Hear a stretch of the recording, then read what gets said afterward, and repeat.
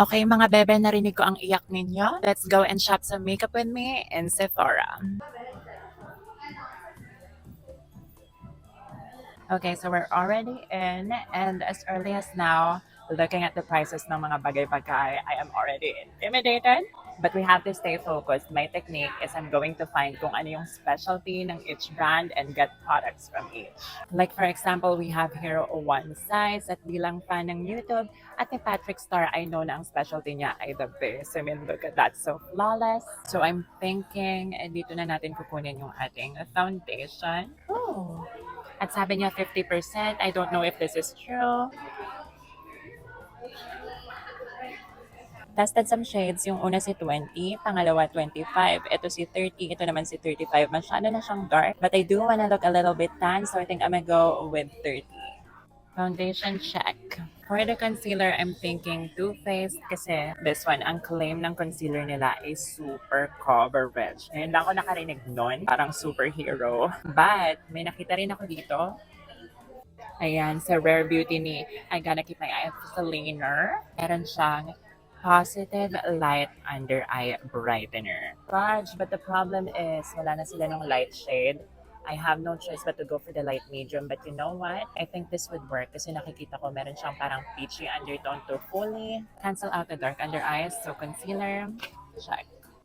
For my bronzer, I wanna try Mr. Mario. Siya lang naman ang gumawa ng iconic bronze up look ni Kim Kardashian. Soft Sculpt Skin Enhancer 34 at katabi niya, stick. Pareho ng presyo. I think I'm gonna go with the stick kasi mas madaling gamitin kapag mga stick.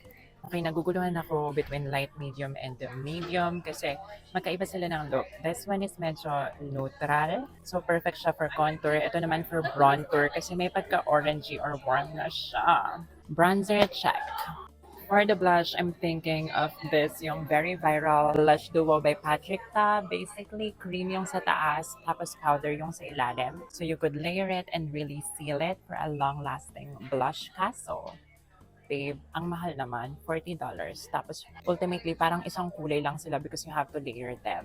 Hindi porket ini-spoil tayo ng daddy natin, hindi na tayo mag-iisip. So I'm thinking, why not gumawa tayo ng parang technique kung saan yung eyeshadow ko may pink doon. Yun na lang gagawin kong blush. Pwede naman yun, walang rules sa makeup, diba? Pero since gagawin na nga natin yon, bakit hindi pa tayo mag-YSL? Parang mas magastos pa itong gagawin ko. Kasi naman, nakita ko to. Paano ko naman tatanggihan yan? Look, meron ka ng 4 pans of eyeshadow. Kahit pa paano, magkakaiba naman yung kulay nila. Hindi katulad nung sa Patrick Ta. And I'm thinking I'm gonna go with this one. Ito yung pinakamagagamit ko kasi may light, may darker, and may parang peachy pink tones. Pwede kong gamitin for blush at may mirror pa siya at may palette. Tsaka tingnan nyo, dalawa na lang yung stock. So, kaysa maubusan pa ako, diba? Tapos, gold yung packaging. Golden yung singsing ko. So it's a sign. Sige na, pagbigyan nyo na eyeshadow slash blush, check. Pero naisip ko rin naman, bakit ko titipirin ang lips? I mean, ang lips ang isa sa mga laging pinupuri sa aking katawan. So, feeling ko, deserve naman niya ng Dior. Diyos ko po, Rafaela. Alam nyo na mahilig ako sa mga pale shades of nudes like this. Ito ang ating pinagpipilian. Binuksan ko yung flash para mas accurate. Yung sa taas si 218 Rose Rose. Sa ibaba naman 220 Beige Couture. You know what? Even though mas maputla yung sa baba, it speaks more to me because it's more pink. At parang kakulay siya ng aking utong. And look at that, babes. Nag-iisa na lang siya. Hindi ko pa makuha. You're mine. Lipstick. Check. Okay, ayoko na. Let's proceed to check out. Yeah, I'm from the Philippines. Thank you. Okay. Thank you too, Kimmy. Nice to meet you. You too. Thank you. Oh, okay, so we have secured the bag pero kinailangan kong umupo sa nearest bench because, girl, 6 items lang naman. Pero babe, naka $254 tayo. So that is more or less 15,000 pesos. Oh, ang lamig-lamig pero pinapawisan ako. Shit. Suso, bukan na nga natin ang 15,000 peso worth of makeup from Sephora. Starting with foundation, wala nang primer kasi dapat Presyo pa lang nito dapat maganda na kahit walang primer, no? So this is the One Size Foundation by Patrick Starrr. Originally, $44. $22 ko siya nakuha kasi naka-sale. So mga nasa 1,300 pesos. Nahihiya pa. Don't tell me sira. Okay, ayan, nag-dispense naman siya pero padura. By the way, I got the shade Light 30.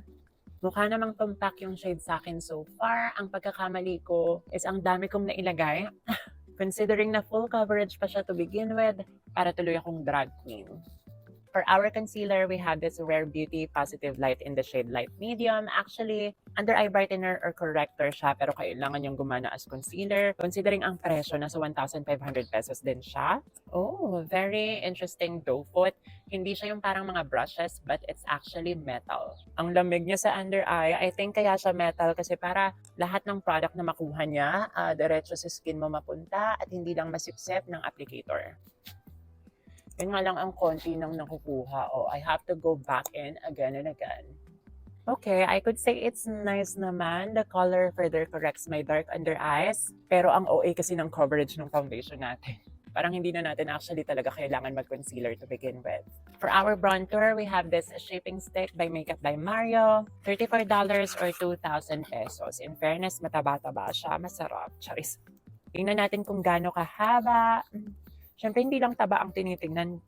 Bakit ayaw umangat? Wait. Okay. May brush pala siya dito sa kabilang dulo. Kasama yan sa binayaran. Ayun. Tapos maiikot na natin siya. Once the brush is exposed. Tipidin natin. 2,000 din to, no? Ang ganda ng shade niya though. It's not too warm. Hindi masyadong ma-orange. Saktong-sakto lang sa gitna ng cool and warm. Trying the brush that it comes with. Medyo matigas. Using my own brush naman, napapansin ko na it's extremely blendable. As in, konting pag-e-effort lang. See, ang bilis niya ma-blend sobra.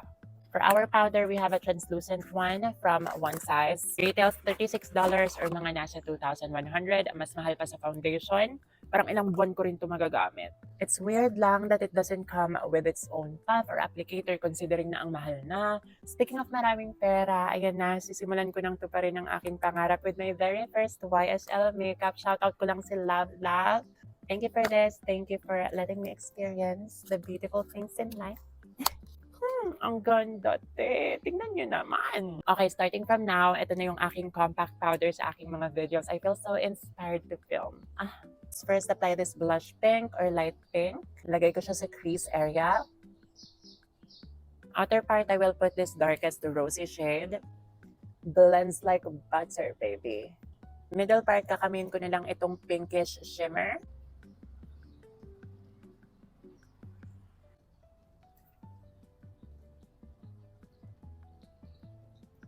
Now I'm gonna use this lighter matte shade as a blush. Siyempre, $69 to 4,000 pesos. Dapat gumaganang blush yan.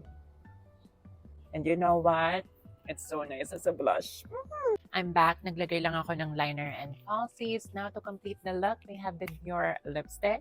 I have the shade 220 at sa halagang 3,000 pesos. Dapat lang na packaging pa lang, it already looks and feels so expensive as in ang bigat.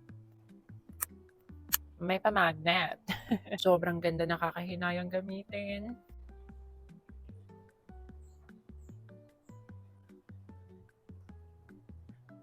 Ang sarap. Ang sarap ko. Those are the types of shades that I love. It's so perfect. Actually, each and every single product, parang napantayan nila yung standards na sinet ko sa mga presyo nila. And I think that is so good. Further proves na pagdating sa makeup, kadalasan, you always got what you pay for.